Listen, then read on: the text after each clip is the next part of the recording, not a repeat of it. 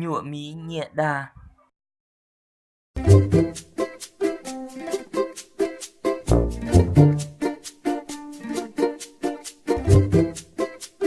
Wow, chị yêu sinh luôn đi. Cũng muốn liền luôn nè, đi chẳng lần chẳng là giờ hay cố xin chiếu tóc chiếu kế sĩ thì đi bông. Ủa cha, ý ta kì lâu ta non, nô đi tỏ siêu ôn luôn. Mít đào chỉ cho tôi kì lý nè. Cha muốn phế luôn, cho nên ta lời lô. Chị ta tao nữa là, bé muốn đây tao khó đây, muốn đến chơi sư. Do là, lý hành lý là. Ui ui, tao vui theo. Thật xin nè à, tiêu cũng muốn mình chỉ hỏi lời của thiết tao tôi lý sư. Ủa cha đâu có lời nó, ủa cha có vô khen hình luôn đi. Giờ cuộc khe lời giờ cuộc con nên chỉ là vô luật của hành lý phó. Ồ, bây giờ của nhọc vật đã hỏi sao, bây giờ ý chế mua mua tổ đề của thiết liệu ra nó còn được tổ đề tua ta sư, nên bộ xã chỉ thế, nếu trong hành lý họ. Chỉ xíu, mua tích lý là, chấp lá hành lý là.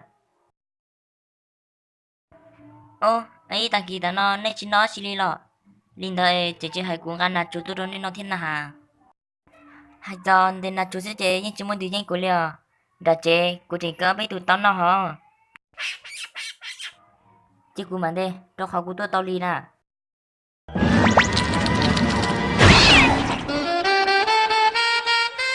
Na chú đôi tiêu là. Của sáng nữ mẹ của muốn nữ trong một lần. Tiền nữ lo, tao khả năng mạnh tê là yên chỉ lì lì.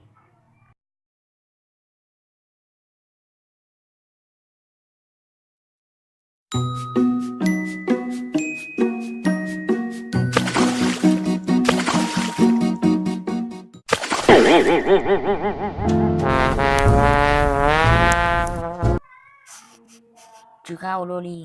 Chú mỹ đã bây giờ chế tiêu xế là. Cũng là tao xin nó là. Ha, tao cơ của thảo tao có lời thế. Đùa, có chả nó, có tuần chế nè. Cú chỉ sáng đây, dân đây chỉ dùng gì sư, chủ yếu của xã tao nơi tụi tôi cho làm cho không một sư. Dù mua nó là, có lúc chơi mua tiêu o lỡ nè. Ồ, vậy chú đi trả liều, nên sao sao sao cú ít từ nhảy lên nó nè.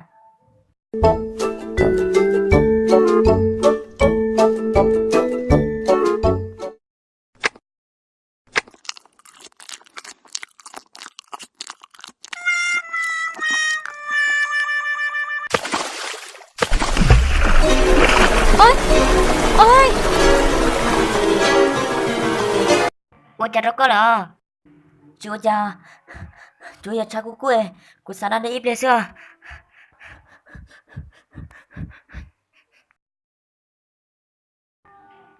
Wow, nữ bao là bên thêm một bán nữa.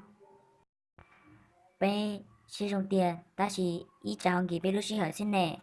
Ít lên nữa hai tiền, nữ cho là bao xí xin nó nè. Mỹ đã hay giờ là Mỹ đu, cả liền nữa. Thảo ua từ mí đa nữ tao plong một lợ nữ như chúng mới ra hậu kế ui tao tao đã khá lo lợ. Còn nó khi tao cho bé tin này thì có bé sao đã đài chả bé họ rồi à liên niệm mình để nó thiê.